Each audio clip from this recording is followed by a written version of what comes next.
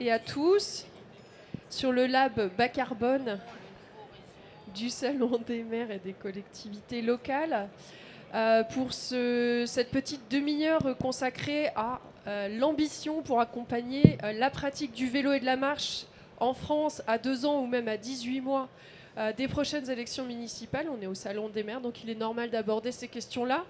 D'autant plus que nous nous retrouvons dans une situation budgétaire complexe. On ne va pas revenir là-dessus. Ça a été le grand sujet du congrès du Salon des maires. Et pour autant, une situation d'autant plus complexe sur les questions relevant du plan vélo et marche dont on nous a annoncé incidemment qu'il serait gelé à peine lancé en 2024 et en 2025. Donc les choses s'organisent pour absolument pas lâcher l'affaire. Mais cependant, comment on fait à 18 mois, 2 ans des municipales? Alors pour en discuter avec vous et auprès de vous sur ce sujet qui est localement important de la commune à la région et dans tous les territoires de France, j'ai le plaisir d'accueillir aujourd'hui Françoise Rossignol, Madame la présidente du Club des villes et territoires cyclables et Marchal et coprésidente du nouveau bébé réseau vélo et marche, le réseau unifié des collectivités engagées pour les mobilités actives. On aura l'occasion d'y revenir. Et puis Étienne Demure, merci Étienne d'être avec nous, coprésident de la FUB, la Fédération des usagers de la bicyclette, donc la grande fédération ombrelle française, qui nous parlera de la partie mobilisation citoyenne. Étienne, je précise que tu es de Aigues-Mortes. Voilà, donc on a vraiment là. Et Françoise, je précise que tu es maire de Dainville et également élu à l'agglomération d'Arras et incidemment aussi très engagé sur les questions de mobilité, de fédération des Scots. Et voilà, grande connaisseuse quand même de la vie et locale et nationale. Sur ces entrefaits, on va attaquer avec le vif du sujet. On se retrouve aujourd'hui au Salon des maires sur les questions voilà, de politique, quelle politique on entrevoit, quelles prévisions on prévoit. Je me tourne d'abord évidemment vers l'élu qui représente les 450 territoires du réseau vélo et marche unifié aujourd'hui. Il n'y a plus de plan vélo là, Françoise, à 2 ans des municipales. Concrètement, c'est quoi l'ambition? Parce que les territoires, ils ont des ambitions sur le vélo et sur la marche. Elle est forte. Peut-être que tu peux revenir dessus et la décrire un peu. Et ça va être quoi l'incidence? L'ambition, elle était forte, elle est forte, hein. Il ne faut pas utiliser le passé parce que je pense que dans nos intentions, dans notre volonté, il n'y a rien d'altéré. Par contre, les moyens de réalisation le sont certainement. L'enjeu de ce mandat, qui s'est finalement établi en cours de mandat, parce que je pense qu'on n'a jamais connu un mandat pareil. On a démarré avec le Covid, des installations d'équipes qui se sont faites dans des conditions extrêmement difficiles. On avait à peine le déconfinement derrière nous, qu'on a eu l'augmentation du coût des matières premières liées à l'Ukraine, ce qui est quand même qui n'est pas rien, une guerre en Europe, l'anxiété, et finalement on embranche sur des problèmes financiers comme on n'a jamais connu. Donc un mandat particulièrement difficile, je pense, pour beaucoup de maires, hein, et je n'en reviendrai pas puisque ça a été l'un des thèmes du congrès des maires. Mais en ce qui concerne le vélo, on avait une chance inouïe. C'est-à-dire que finalement, le déconfinement, les coronapistes nous avaient donné un élan absolument extraordinaire, inattendu, qui a surtout bénéficié, je pense, à toutes les collectivités qui avaient travaillé en amont, qui avaient déjà des schémas cyclables, qui avaient déjà des plans, qui avaient déjà des projets dans les tiroirs. Donc ils ont pu les tester. Et en les testant, à 80 ou 90%, ils les ont validés et se sont lancés dans toute une série de réalisations. Et nous, en tant qu'association de collectivités, nous nous étions dit que l'un de nos enjeux, c'était bien de maintenir cet élan et d'embarquer un certain nombre de collectivités qui étaient moins impliquées pour des raisons un peu évidentes parce qu'elles étaient plus loin des centres-villes, moins de densité, et que ça n'avait pas fonctionné. On avait une autre opportunité absolument unique, je pense, c'était la loi L'Homme et la prise de compétence de beaucoup de collectivités au niveau des mobilités. Et finalement, les collectivités de zones peu denses, de collectivités pas très riches, se sont dit, mais finalement, le vélo, ça rapporte gros et ça coûte pas si cher que ça. Et c'était donc lancé dans des schémas cyclables, dans des plans vélo. La loi les y incitait. Et nous, en tant qu'association, on a dit, mais ce qui est essentiel, c'est la pluriannualité de l'annonce des subventionnements, des accompagnements. Et bon, on a eu cette première conférence interministérielle qui était un peu le rêve pour nous, puisqu'on a vu tous les ministres, mobilité, tourisme, santé, éducation, sport, tout le monde qui nous disait le vélo c'est essentiel, on y va et on vous garantit la pluriannualité. Bon, 250 millions par an, nous on a dit c'est pas tout à fait assez, mais enfin on s'en contentera, et on part. Et beaucoup de petites collectivités sont parties, ont investi dans de l'expertise, dans de l'ingénierie pour établir leur schéma, leur plan, pour embarquer l'ensemble des élus qui parfois étaient un peu éloignés de ces problématiques. Et on avait énormément progressé. Et là, maintenant, on était à la phase de réalisation. Parce qu'avec finalement, les retards particuliers de ce mandat, la période, les 2 dernières années du mandat sont absolument cruciales pour passer à la réalisation. Parfois, les entreprises sont commandées, on est dans les starting blocks et on veut que ce soit fini pour montrer aux populations, finalement, le résultat du travail. Et c'est là que, boum, patatras, plus de financement. Et bon, on le voit, puisque c'est tout récent, donc parfois on me demande quelles sont les statistiques d'agglos, de communes qui renoncent. Je veux dire, on n'a pas encore les statistiques, parce que bon, c'est tout récent, mais on voit bien que beaucoup d'élus, alors certaines collectivités ont les capacités de continuer, mais se poseront peut-être des problèmes à une échéance un peu plus longue. Mais pour beaucoup de collectivités, ils nous disent ou bien on arrête complètement, on attend, ou bien on ne fait qu'une première phase et on laissera les phases suivantes pour le mandat suivant. Mais le mandat suivant, ça veut dire réinstaller des équipes, remotiver les gens, repasser des marchés, peut-être devoir réactualiser les études. Enfin voilà. Et donc on se dit, ça ne sera pas avant 2027-2028 du coup. Donc une vraie inquiétude sur le fait qu'on ait cassé cette dynamique. Et c'est pour ça que ça nous paraît important. On peut comprendre que dans une situation nationale telle qu'elle nous est décrite, on soit amené à partager un effort. Mais l'arrêt complet, non. Au moins symboliquement, il faut que l'État continue à nous accompagner pour dire c'est important. On ne peut pas nous dire c'est important, mais on vous laisse en race campagne, débrouillez-vous tout seul. Je dirais que l'avantage de la démarche, puisque finalement dans tous les projets, il était obligatoire, indispensable d'avoir un schéma, c'était l'obligation et le désir, enfin j'aime pas le mettre en termes d'obligation, mais malgré tout, c'était de faire parler les interlocuteurs. Les voiries, les mobilités, ce sont des compétences partagées, de la commune à la région, et je ne vois pas comment on pourrait faire autrement. La commune ne s'occupera jamais de la route nationale, et je ne vois pas l'État s'occuper des chemins ruraux. Bon, donc c'est intrinsèquement, parce que c'est le système irrigue toutes nos communes jusqu'au plus profond, donc c'est absolument indispensable qu'il y ait différents niveaux de collectivité impliqués, mais en même temps qu'elles travaillent ensemble pour qu'il y ait de la cohérence. On n'arrête pas une piste cyclable à la limite de la commune. Bon. Donc il faut les continuités d'itinéraire, il faut les logiques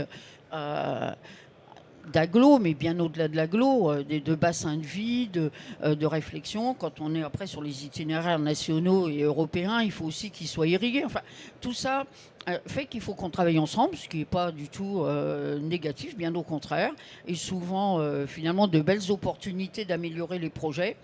Mais forcément, quand l'État nous demande de faire ça, il faut qu'il y ait quand même un minimum d'accompagnement, parce que ça aussi, c'est du temps, c'est de l'expertise, c'est des coûts.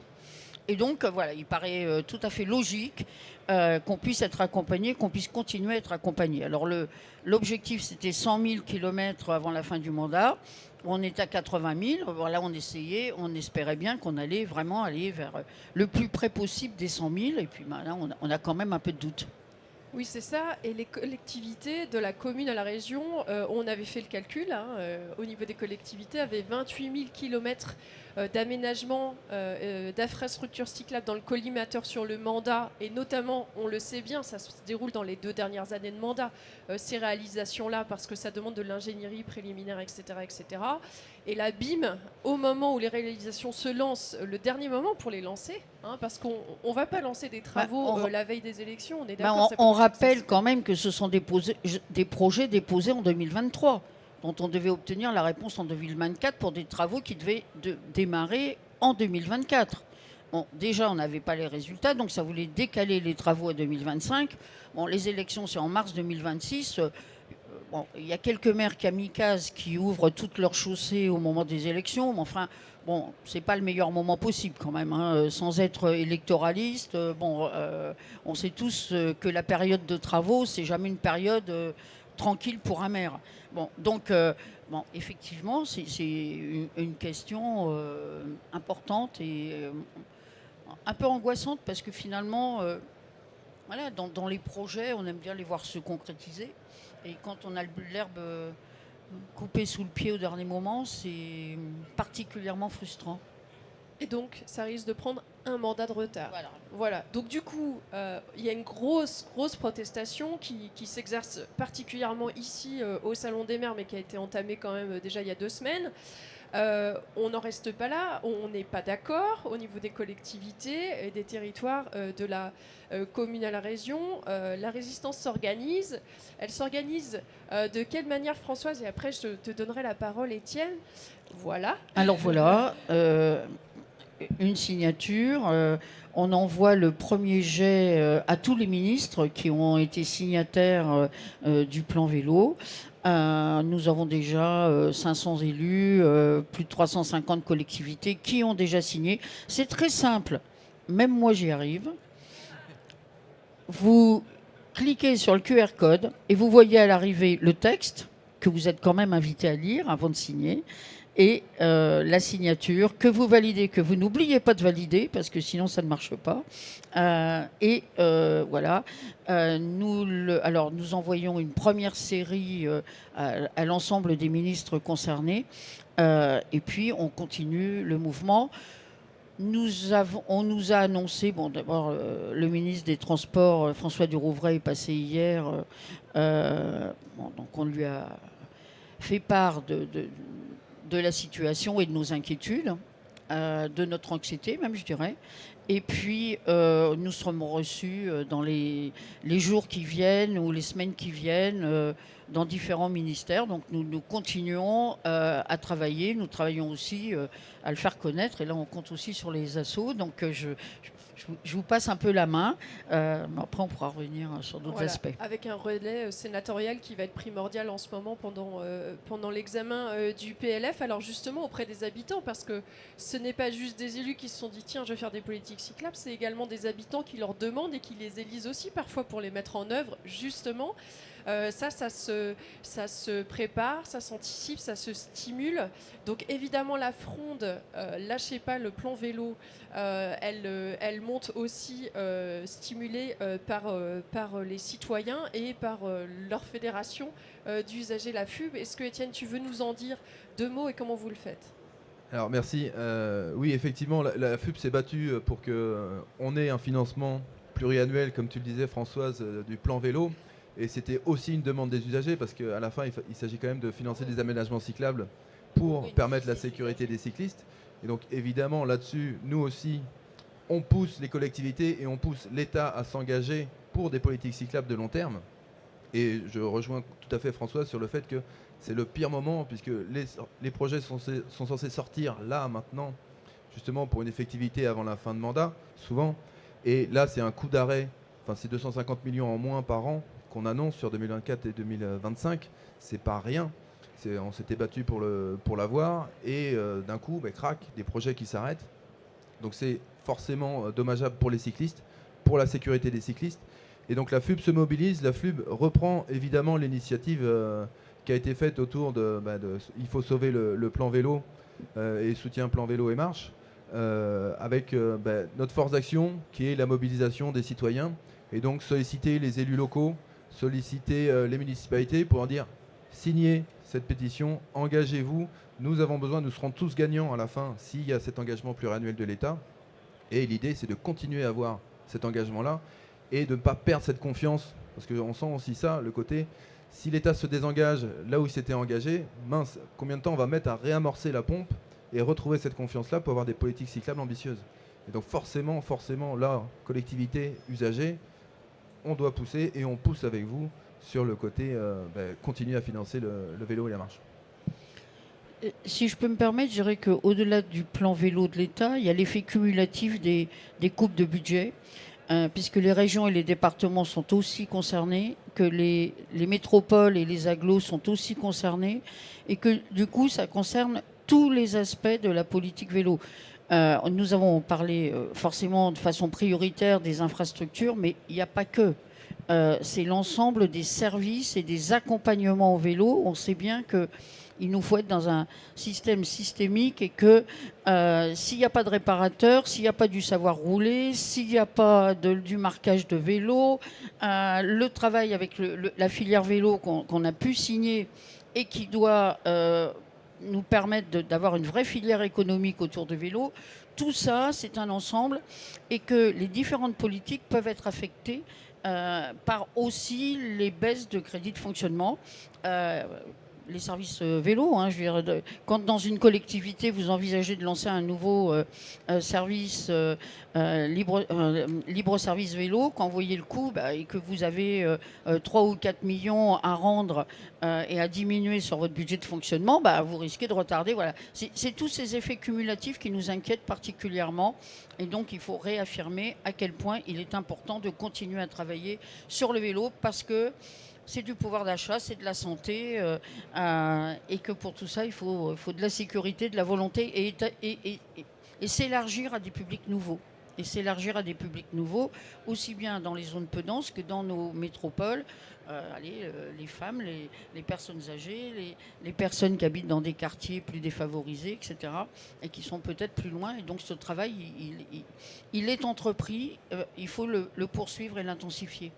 Oui, on souligne jamais assez l'importance de cet effet cumulatif dans un sens et dans l'autre. C'est-à-dire qu'une commune en bout de chaîne qui va aménager sur sa voirie communale pourra bénéficier, le cas échéant, du fonds mobilité active, d'aide de la région, du département, etc., et ayant un reste à charge communal qui sera beaucoup moins important, la mettant, ce faisant, en capacité d'aménager là elle ne pouvait pas le faire auparavant. Et inversement, il y a un ruissellement vers le haut et non vers le bas, donc c'est-à-dire non désirable, où la commune se voit finalement retirer l'aide du département parce qu'on lui prend du remboursement de la dette dans les poches, l'aide de la région parce qu'on prend à la région de la dette dans les poches, et l'aide du fonds mobilité active. Donc d'un projet qui était à 100% financé dans un programme pluriannuel d'investissement, il se retrouve nu. Et donc, qu'est-ce qui se passe? C'est annulé, ajourné, repoussé à plus tard. Ça prend un mandat dans la vue et on remet le travail sur le métier et on en prend pour un mandat. Donc, c'est la question de l'élan qui serait coupé net, qu'il ne faut absolument pas arrêter. Alors, 100% non. Pourquoi pas faire des économies, mais garder cette espèce d'élan de stimulation de la dynamique qui a été enclenchée, parce que le stop and go, c'est hyper détrimental, et c'est tout un écosystème qui, en bout de chaîne, fera pâtir le BTP, parce que les aménagements cyclables, c'est le BTP qui réalise, qui fera pâtir les producteurs de stationnement vélo, ceux qui vendent des cycles aux collectivités pour la location courte durée, libre service, longue durée, etc. Le savoir rouler dans les écoles, c'est tout un écosystème qui en pâtit. Donc non à l'arrêt du fonds vélo. Étienne, à la FUB, là aussi, les municipales, évidemment, vous les avez dans le collimateur en ligne de mire. Ça fait partie des grands temps que vous préparez en termes de plaidoyer citoyen en direction des élus. Là, on va se retrouver dans une situation un peu complexe. Vous avez le si connu baromètre des villes cyclables que vous administrez, que vous vous apprêtez à lancer bientôt. Comment vous allez faire pour faire aiguillon auprès des collectivités quand vous lancerez ce fameux baromètre annuel, qui est tous les 2 ans et en amont des municipales, faire monter le désir, l'envie sur le plan vélo sans taper sur les élus qui se retrouvent dans la situation qu'on connaît. Donc il ne faut pas non plus jeter le bébé avec l'eau du bain, si je puis dire. Donc comment vous allez faire que pour cette année, le baromètre des villes cyclables en 2025 soit un outil de remise, de portée au nu des politiques cyclables et pas de taper sur les élus qui font pas le boulot parce qu'on leur retire, on leur coupe les vivres quand même. Donc comment vous allez faire ? Alors l'idée du baromètre d'abord, parce qu'on va lancer le baromètre mars, avril, mai, la campagne de récolte avec le besoin de plus de relais pour avoir le plus de répondants possible. Le baromètre c'est d'abord fait pour avoir de la donnée. Hein, et sans cette donnée, c'est difficile d'avoir des politiques cyclables efficaces et de prendre des décisions efficaces. Donc vraiment, le premier enjeu, c'est ça, avoir de la donnée sur le territoire, savoir les attentes, celles qui sont satisfaites, celles qui ne le sont pas, et comment on peut progresser. Avec l'ambition cette année, on a changé de nom, on s'appelle le baromètre vélo, justement pour éviter cette image de métropole qui fait du vélo et le reste, il n'y a pas de vélo. Non, non, tous les territoires sont mis en vélo, on voit très bien que l'attente est partout sur le territoire français. Et l'ambition vraiment de la FUB, c'est d'aller dans tous ces territoires-là qui ont envie de vélo et qui n'étaient pas forcément pointés lors du baromètre 2021. Le premier enjeu du baromètre, c'est déjà d'avoir de la donnée, parce que sans données, c'est difficile d'avoir quelque chose d'efficace, de concret dans ce territoire. Et le deuxième, donc on publiera les résultats en septembre. Le deuxième, c'est de permettre d'avoir un sujet vélo au municipal. Il y a plein de sujets lors des municipales. Si on n'a pas quelque chose de construit, ça va être difficile de porter le sujet lors de la campagne des municipales. Et ça, c'est le deuxième enjeu. Alors, évidemment, il y a le côté, on va voir s'il y a telle chose qui va, ou plus ou moins. Ce n'est pas le premier objet du baromètre. L'idée, c'est de se projeter sur connaître son territoire, connaître les attentes. Et c'est vraiment là où le baromètre va être efficace. Et c'est en faisant un sujet lors des municipales qu'on va pouvoir... Alors, je rappelle que le réseau de la FUB, c'est 550 associations partout en France, mais c'est un réseau complètement apartisan, transparent, c'est un peu la philosophie de la FUB. L'idée, c'est pas de prendre parti avec le baromètre, ça n'est pas de taper sur tel parti, ça n'est absolument pas le sujet. L'idée, c'est de promouvoir le vélo et trouver un moyen de le faire efficacement et surtout donner les outils. Parce que développer le vélo, c'est pas facile. Quand on parlait de territoire, c'est quand même compliqué de trouver une étude qui donne des informations efficaces pour savoir il faut sécuriser tel axe, il faut travailler sur le stationnement, etc. L'idée, c'est vraiment d'outiller et donner ces outils à toutes les équipes qui veulent se présenter au municipal pour pouvoir avoir les meilleures propositions possibles, proposer les meilleures choses. Évidemment, on va voir des points noirs, mais ça, c'est normal. Des points d'amélioration aussi, parce qu'il s'agit aussi de voir, souvent les cyclistes, ils sont contents d'aménagements qu'on a pu faire. Et après, il ne faut pas se leurrer, les données brutes, voilà, c'est l'histoire qu'on va raconter avec et le contexte qu'on va mettre avec. Et c'est pour ça, on a un portage, nous, par les associations. Souvent, on va retrouver des choses qui sont déjà dites localement par les associations avec leur mairie. Voilà, le carrefour devant la gare, on sait très bien qu'il faut le sécuriser, il y a un problème, ou il n'y a pas assez de stationnement devant le marché. Et on va retrouver ça, on va chiffrer ça. Après, le pourquoi, le comment on en est venu à cette situation-là, on ne peut pas soustraire le contexte de ces réponses-là. Donc peut-être que, je vais dire une bêtise, il y avait un aménagement qui était financé, qui n'a plus été financé. Et donc là, évidemment, on pourra expliquer, il y a une insatisfaction des cyclistes, mais la volonté n'est pas forcément à la commune de le faire. Là où le baromètre peut être extrêmement intéressant aussi, et c'est certainement un chemin qu'on va suivre cette année, c'est aussi pour voir en fonction des typologies de territoire et pas juste à la commune. Dire, ah tiens, la commune de, je vais dire un truc bête, Saint-Quentin qui est là, je ne sais pas la date de Saint-Quentin, mais la commune de Saint-Quentin, c'est une mauvaise ville, etc. Non, non, il y a aussi une sociologie de territoire. Michel, je ne sais pas, hein, j'espère que ça s'est beaucoup amélioré chez toi. Mais il y a peut-être aussi des enseignements à trouver. On a des catégories de communes. Donc les catégories de communes, villes de banlieue, évidemment les métropoles, les villes de moins de 5000 habitants, etc. Et il y a peut-être aussi des choses intéressantes à trouver sur... Attention, on a vu que la progression dans les, je sais pas, les villes de moins de 15 000 habitants, en fait, elle s'est pas faite et la demande a augmenté. On a aussi ça dans le baromètre. Faut voir, il y a la politique cyclable qui va faire qu'on va progresser dans la ville. Mais il y a aussi, on en discutait hier, le côté demande des usagers aussi qui progresse. Et ça, il faut bien l'avoir en tête qu'en France, la demande progresse énormément. Et le niveau d'exigence. Et le niveau voilà, d'exigence. C'est ça, c'est le niveau d'exigence parce que la cyclonomie, ou enfin voilà, le rapport aux aménagements cyclables, plus on les pratique, plus on est connaisseur, et plus on est connaisseur, plus on est exigeant, et plus on est exigeant, plus on répond au baromètre vélo. Et puis du coup, ça peut être perçu comme critiquant. Ça n'est pas une sanction. Alors que c'est pour améliorer les situations. Je peux reprendre l'exemple qu'on prenait hier, mais vous faites une politique cyclable dans votre ville. Fantastique. Vous avez des nouveaux usagers, des nouvelles usagères qui arrivent sur les pistes cyclables. Exemple typique, vous avez les parents qui commencent à venir avec les enfants sur les aménagements cyclables. Ah, ben là, le niveau d'exigence, il n'est plus le même d'un coup. Et donc, potentiellement, vous vous retrouvez à la fin avec une note qui peut être dégradée parce que le niveau d'exigence a quand même vachement augmenté parce que vous avez des enfants maintenant sur les aménagements cyclables. Et donc, c'est vraiment l'histoire qu'on va raconter. On va pouvoir sortir aussi la sociologie des gens qui ont répondu à l'enquête et on va peut-être se rendre compte, waouh, en fait, vous avez peut-être doublé la part des parents qui empruntent vos pistes cyclables. Et donc voilà, donc faut creuser. C'est pas juste de la donnée brute. Il y a une note à la fin, mais c'est pas ça qui va être le plus important. C'est l'histoire qu'on va pouvoir raconter et ce qu'on va pouvoir en tirer. Effectivement, dans une France très contrastée, avec une part modale nationale qui est vers les 3,4%, mais avec des territoires ruraux où on est à moins de 1% pour la part domicile-travail au quotidien, et puis des parts au-delà des 20% dans certaines villes, centres-villes qui s'y sont pris il y a très très longtemps. Donc le contraste, il est saisissant. L'objectif 12% 2030, il va quand même être chaud à tenir. On va peut-être prendre 2-3 petites questions de la salle si vous le suivez. Ah bah oui, Saint-Quentin, forcément, dans l'Aisne, ou témoignage. Alors on va devoir être concis parce que le temps va nous faire défaut. S'il vous plaît, vous présentez et posez votre question. Merci. Merci beaucoup. Donc Michel Magnier, effectivement, je suis adjoint près de Mme le maire à Saint-Quentin dans l'Aisne. Mais je voulais justement témoigner pour abonder dans le sens de Françoise pour le plan vélo. Nous, on avait un projet qui portait justement sur un des points noirs du baromètre de la FUB. Donc on avait vraiment joint à la fois le constat par les usagers et le projet. Et on attendait désespérément la réponse de l'État pour venir subventionner ce projet. Je rajoute que pour cofinancer ce projet, on avait de la DSIL.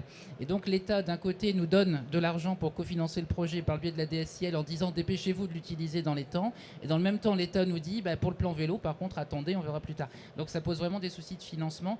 Et pour montrer que le baromètre est utile, d'abord, pour choisir ce projet, on s'était basé sur le baromètre. Et on incite nous-mêmes les usagers, je sais qu'il y a beaucoup d'assauts d'élus qui le font, en disant aux cyclistes, remplissez ce baromètre. Et même si vous n'êtes pas encore cycliste, s'il y a des points où vous vous dites là, on ne se sent pas en sécurité pour faire du vélo, dites-le. Donc ça aide à la fois les gens qui font déjà du vélo, mais aussi les gens qui aimeraient en faire et qui n'osent pas trop. Donc votre témoignage, c'est que le baromètre vélo, c'est un outil de politique publique si tant est qu'en tant qu'élu, on s'en empare. Voilà. Françoise, peut-être une réaction là-dessus, et puis on voit que ça part quand même vraiment du local et de la volonté locale. On voit bien que ça part du local. C'est vrai que le baromètre va arriver dans un contexte difficile et qui devra être manié avec beaucoup de prudence et d'empathie, parce que on voit bien que au niveau de beaucoup de maires, il y a quand même beaucoup de doutes. Je pense qu'on verra jamais autant de maires abandonner leurs fonctions. Et après, effectivement, dans le débat municipal, la place des investissements vélos sera discutée par rapport à d'autres. Mais c'est vrai que dans un contexte qui sera très très difficile. Je veux dire, si vous aviez un projet de voirie départementale qui se faisait et que vous aviez prévu d'irriguer la nouvelle piste le long de la départementale qui était prévue, et que le département annule son projet et que vous vous retrouvez à faire à consolider des pistes qui vont arriver sur rien du tout, ça va vous poser toute une série de questions. Et que voilà, dans ce contexte-là difficile, je pense qu'il faudra allez, beaucoup d'attention à la manière dont les résultats seront diffusés, parce que parfois ils peuvent devenir des sources de polémiques, et que dans ce cas-là, ça peut être contre-productif. Voilà, mais bon, la vie, elle est faite de moments comme ça, et il faut les gérer. Non, mais enfin, là, on n'arrête pas de travailler. Ça, c'est aussi une chose qu'il faut dire. C'est pas parce qu'il y a des difficultés qu'on met des projets éventuellement un peu en suspens qu'on arrête de travailler. Non, on continue à arrêter de travailler. Voilà.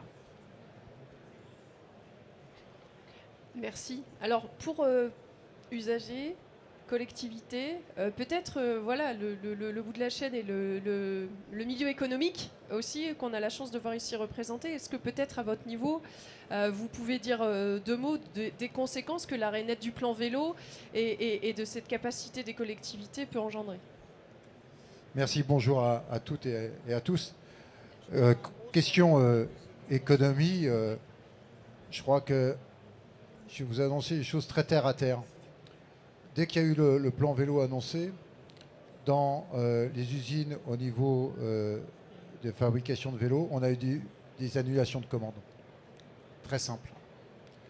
Du côté aussi des parkings à vélo, de tout ce qui est parc à vélo sécurisé et tout ça, ils ont eu des annulations de commandes. Donc, qu'est-ce qui se passe? Alors c'est bien, moi je comprends le gouvernement de dire qu'il faut économiser. Oui, mais il faut peut-être économiser intelligemment. Pourquoi? Si on arrête, et tu l'as très bien dit tout à l'heure Françoise, si on arrête une économie, parce que là c'est ça qui va se passer. C'est-à-dire qu'à un moment donné, on ne va plus acheter de vélo, on ne va plus acheter de parking à vélo, on n'achète plus dans le BTP, mais on n'achète plus tout ça. Mais quand on achète quelque chose, qu'est-ce qu'il y a à côté? Il y a un truc qui s'appelle TVA. Et la TVA, ça rapporte à l'État. Et s'il n'y a plus de vente, il n'y a plus de TVA. Donc quelque part, ils sont en train de faire une économie d'un côté, mais ils perdent des recettes de l'autre. Et aujourd'hui, on avait prouvé avec le vélo, et surtout avec ce qu'on a construit tous ensemble, cette filière économique, on a apporté une économie. Donc si on apporte une économie, on apporte de la TVA à l'État, donc on apporte de l'argent à l'État. Et j'ai envie de te dire, les 250 millions, ils sont financés presque par l'économie qu'on crée. Donc là, aujourd'hui, j'ai envie de te dire, on annonce un truc et on doit maintenant rouler avec des roues crevées. On l'avait simplement voilé. Oui, mais là, elles sont crevées, nos roues. OK? Et donc, on ne va pas avancer. Moins vite. Donc, aujourd'hui, il faut que ce plan vélo ne revienne pas à la dimension prévue. Et c'est vrai qu'Elisabeth Borne nous avait soutenu énormément à une époque. Mais qu'on ait un minimum. On ne peut pas nous dire la voiture, on n'est pas contre la voiture, mais on ne peut pas dire on fait 50% en moins pour la voiture et zéro, et carrément on nous coupe tout à nous. Qu'il nous fasse 50%, ça sera déjà bien et on continuera à faire plein de trucs. Voilà. Merci beaucoup Patrick. Tu parles d'économie et de richesse générée. On peut aussi parler des dépenses de santé qui sont évitées grâce à ça. 1 kilomètre parcouru à vélo, c'est 1 euro de dépenses de santé évitées. Donc il y a des économies, il y a des mauvaises économies. C'est un peu ce qu'on plaide aussi. C'est une très mauvaise économie. Alors peut-être un mot de la fin pour Étienne, parce que je pense que ça va s'agiter côté régie là. Non, et puis un mot de la fin après François. C'est juste pour rappeler qu'il y a énormément d'enjeux. Nous, à la FUB, on fait notre congrès le 27 et 28 février. Et donc il y aura peut-être eu des dénouements d'ici là. Et ça sera peut-être l'occasion de se reposer pas mal de questions dans ce nouveau contexte-là. Donc je vous invite aussi à venir au congrès. On abordera aussi la thématique santé, la thématique évidemment du développement du vélo, que ce soit aménagement ou sur tout un tas de thématiques que ça touche. Donc venez 27-28 février au congrès à Paris, au 104. Et moi, pour conclure aussi, dire qu'actuellement dans les débats parlementaires, on compte beaucoup sur le club des élus pour le vélo, les clubs nationaux, qu'ils sont en action, qu'ils déposent des amendements, qu'une question écrite a été déposée par un sénateur du Pas-de-Calais hier. Donc ils sont actifs et on compte sur eux. Et que nous, on essaie de faire notre part du travail en lisibilité, puisque nos 2 associations pour le vélo se réunissent dans le nouveau réseau Vélo et Marche, l'unique association des collectivités pour le vélo, de manière à être l'unique interlocuteur, avoir une réflexion à l'interne et mieux pousser la volonté de l'ensemble des communes qui veulent avancer, engagées pour le vélo et la marche. Pour les mobilités actives, merci beaucoup, merci infiniment à tous les deux. Merci à la régie pour sa patience, sa nervosité. Bon appétit tout le monde.